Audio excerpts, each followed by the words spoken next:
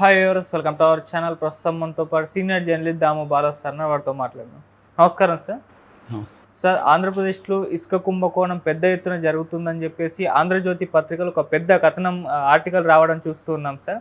అసలు ఏంటి ఇసుక కుంభకోణం? మరి ఇప్పుడు చంద్రబాబు నాయుడు గారు అధికారంలో ఉండక కూడా ఇది జరుగుతుందంటారా? మరి దాని పట్ల ఆయన రియాక్షన్ ఏ విధంగా ఉందంటారు సార్? ఆంధ్రజ్యోతిలో ఇసుక సీరియల్ చీటీ 2500 అని టైటిల్ పెట్టి ఒక కథనం వచ్చింది. నిజానికి అది అందరూ షాక్ అయ్యారు.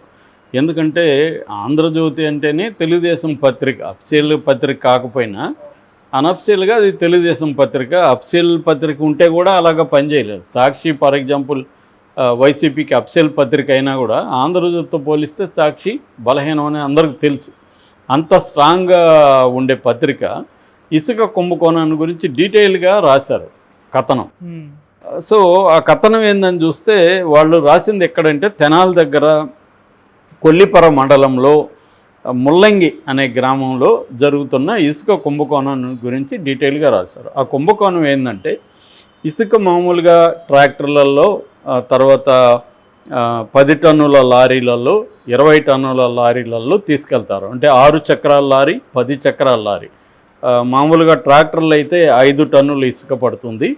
6 చక్రాల లారీలు అయితే 10 టన్నుల ఇసుక పడుతుంది.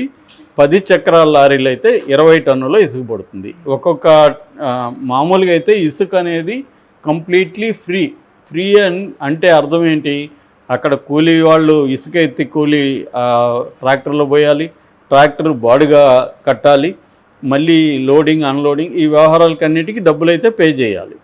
అయితే ఇక్కడ ఇంకొక దందా గురించి వీళ్ళు రాశారు. అదేంటంటే సీరియల్ చీటీ దందా. సీరియల్ చీటీ అంటే సిబ్బంది ఉంటారు దీన్ని ఆర్గనైజ్ చేయడానికి. ఇసుక ఫ్రీ అంటే ఎవరి పార్టీకి వాళ్ళు తీసుకెళ్ళిపోవడం కాదు, ఒక ఆర్గనైజ్డ్గా చేయాలి. అందుకని పోలీసులు, రెవెన్యూ శాఖ అధికారులు వీళ్ళు అక్కడ ఉంటారు. వీళ్ళ ఆధ్వర్యంలోనే జరుగుతుంది. సో వీళ్ళు ఏం చేస్తున్నారంటే అందరికీ సీరియల్ చీటీలు ఇస్తున్నారు. సీరియల్ చీటీలు అంటే నీ నెంబరు, నీకు 12వ నెంబర్ అంటే రేపు రా అని చెప్తారు. రేపు వెళ్ళి వీడు 12వ నెంబర్ సార్ అంటే ఓకే అని చెప్పి వాడికి పంపిస్తారు. ఈ చీటీకి 2500 పే చేయాలి అనేది ఇతను ఆంధ్రజ్యోతి చెప్పింది. అంటే 2500 పే చేయాలి, సిబ్బందికి ఇవ్వాలి. ఇలాగా మొత్తంగా ఒక లోడ్కి 10,000 నుంచి 12,500 వరకు పే చేస్తున్నారు అనేది ఆంధ్రజ్యోతి రాసుకొచ్చింది. అంటే పర్ డే ఒక లారీ 3 ట్రిప్పులు తీసుకుంటుంది.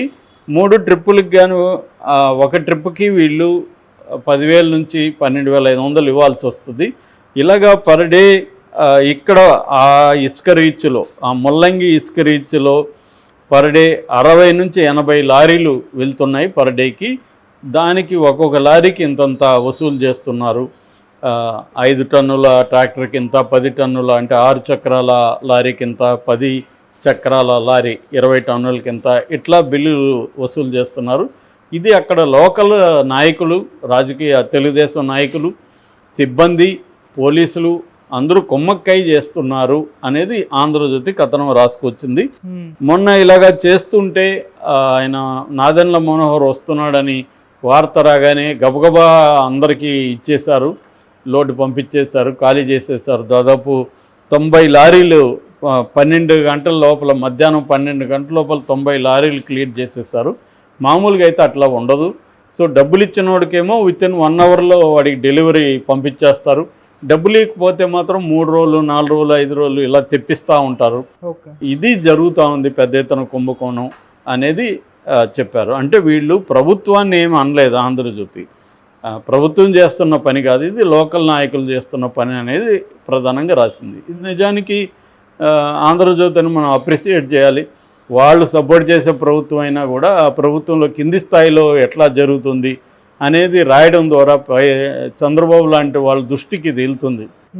యాక్చువల్గా చంద్రబాబు ఇసుక కుంభకోణానికి ఇసుక పాలసీకి సంబంధించి చాలా స్ట్రిక్ట్గానే ఉన్నాడు. మొన్న కూడా ఎమ్మెల్యేలకి వాళ్ళందరికీ కూడా వార్నింగ్ ఇచ్చాడు, మీరెవరు ఇసుక విషయంలో ఇన్వాల్వ్ కాకండి అని చెప్పి. కానీ ఇక్కడ మనం ఓవరాల్గా ఒక పిక్చర్ మనకు అర్థమవ్వాల్సిందంటే జగన్ పీరియడ్లో జగన్కి బాగా బ్యాడ్ నేమ్ తెప్పించిన 2 స్కీములు ఉన్నాయి. ఒకటి మద్యము, 2 ఇసుక. అది వాళ్ళే ఒప్పుకునేవాళ్ళు. వైసీపీ వాళ్ళే సార్ మాకు ఇసుక కొంప ముంచుతుంది, మద్యం కొంప ముంచుతుందని. ఎందుకంటే మద్యం అనేది పిచ్చి పిచ్చి బ్రాండ్లంతా చేసి దానికి రేట్లు బాది, డబ్బులు త్రిబుల్ బాది, దాంట్లో విరక్తి, జీవితం మీద విరక్తి వచ్చే విధంగా చేశాడు జగన్. రెండవది ఇసుక గవర్నమెంట్కి డబ్బులు వచ్చే దానికోసం, ఎందుకంటే రెవెన్యూ కావాలని అంతకుముందు తెలుగుదేశం పెట్టిన ఉచిత ఇసుక విధానాన్ని రద్దు చేసి కాంట్రాక్టులకు ఇచ్చేసి, దాంతో అక్కడ లోకల్ లీడర్లు పెద్ద ఎత్తున ఎంటర్ అయిపోయి ఇసుక దొరకకుండా స్కార్సిటీ వచ్చి గందరగోళం క్రియేట్ అయింది ఇసుక పాలసీ. ఇప్పుడు తెలుగుదేశం వాళ్ళు మళ్ళీ ముందు వాళ్ళ 2014-19లో ఏ విధానం ఉండిందో అదే విధానం, ఇసుక ఫ్రీ విధానం, దాన్ని పెట్టారు.